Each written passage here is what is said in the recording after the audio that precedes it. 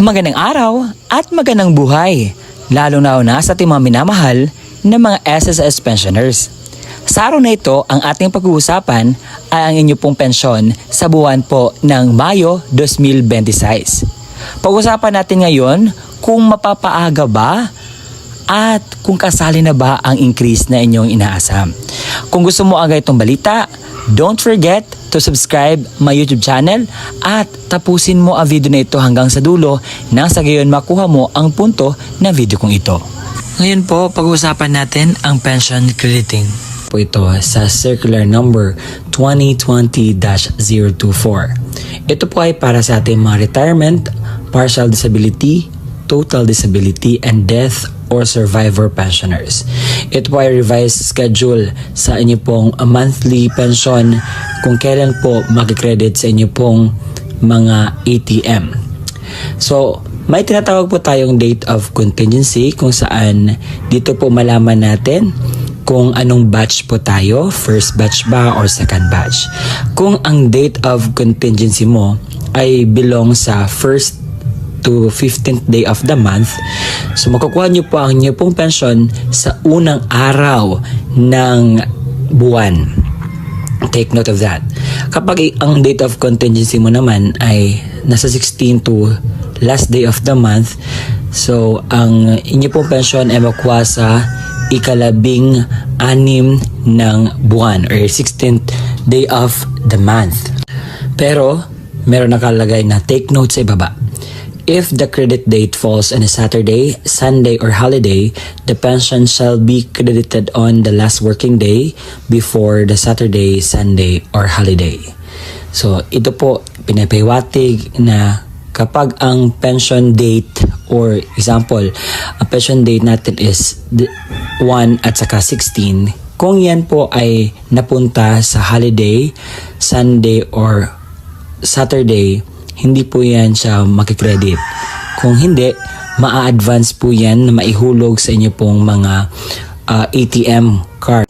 Heto po ang kalendaryo ng Mayo 2026. Sa napag-usapan natin kaina na ang pension crediting schedule ng batch 1 na may date of contingency na 1st to 15th day of the month is sa unang araw ng buwan. Pero ang May 1, it's a Labor Day, it's holiday. So, ang inyo pong pensyon ay maa-atras po na maibigay or mapaaga pong maibigay sa last working days ng araw. So, check natin ang kalendaryo ng April. Ang last working days ng April ay sa April 30, 2026.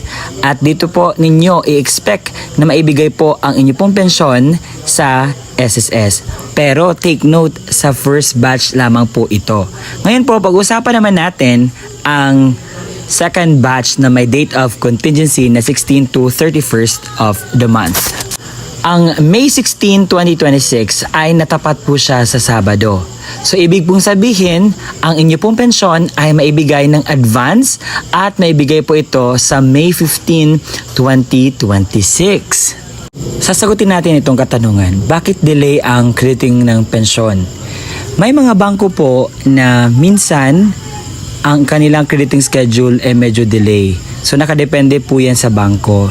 May mga bangko naman na early sila mag-credit po ng inyong pension. So nakadepende po yan. Ang sagot po niyan is nakadepende po ang crediting na gagawin po ng bangko sa inyo pong pension. May dapat gawin ang pensioners sa end of the month para po mapatuloy po ang inyo pong pensyon na hindi po siya maaputol o matanggal po sa inyo. Heto po ang dapat nyo gawin, pakinggan. ACOP or the Annual Confirmation of Pensioners Program. So ano ba itong ACOP? Ang ACOP po ay reports ng ating mga pensioners sa SSS sa yearly basis para po mapanatili natin ang ating tinatanggap na pensyon sa pwede po nating maging eligible po tayo. So ito po ay according sa Republic Act number 11199 or the Social Security Act of 2018. So ang mga taong ito ang dapat pong magpahakop. A. Mga retirement pensioners residing in the Philippines na may edad 8 years old and above. So nagsisimula po ito noong March 2024. Pangalawa, yung mga retirement pensioners na nag-reside na sa abroad. Pangatlo, total disability pensioners. Pang-apat, death or survivor pensioners. And panghuli, dependent children under guardianship. Take note, ang retirement pensioners na residing in the Philippines na 8 years old and above may required the ACO program under the certain circumstances na determined upon the notification of SSS. Kahit hindi ka 8 years old and above, as long as may notification si SSS sa'yo na kinakailangan mong magpa-akop, is kinakailangan po natin niyang gagawin. Paano po ba ang pensyonado sa SSS mag-comply sa AKOP? Marami pong paraan kung paano po mag-comply sa AKOP. But, una sa lahat, kinakailangan po mag-download ng AKOP form sa appropriate sa inyo pong case. So, ang AKOP form po ay mada-download lamang po yan sa online. At may QR po sa SSS page dahil nag-upload sila every month na may announcement sila na kinakailangan po magpa-AKOP. So una, ang annual confirmation of pensioners for retirement or permanent disability pensioners. Annual confirmation of pensioners for surviving legal spouse pensioner. Annual confirmation of pensioners for representative payee of dependent minor incapacitated child. Please take note na mag-refer po tayo sa Circular 2023-013 dated 21 December 2023 for the revised guidelines on the AKOP program. So ang tanong, ano po ba ang mangyayari kung hindi nyo ito nagawa? So meron po talagang consequences na mangyayari. Kapag hindi po ninyo nagawa ang AKOP sa tamang schedule, ay magresulta po ito sa pagkasuspinde ng inyo pong tinatanggap na pensyon galing sa SSS. It will be automatically suspended 1 month after the month of the birth of the pensioners or the deceased member. Automatic cancellation sa pensioners after 2 years po sa suspende ng kanyang pagpa-AKOP. Kinakailangan po talagang magpa-AKOP dahil ang purpose po ng AKOP is inaalam ko ang SSS pensioners is still alive or still eligible to get a pension galing po sa SSS. Dahil naibalita po noong nakaraang Disyembre na marami pong mga patay na ng mga SSS pensioners na nakatanggap pa rin ng pensyon. Kaya naman, ina-update po ang data ng SSS at kinakailangan po nating magpa-AKOP. Yun lamang po mga qualified na magpa-AKOP, okay?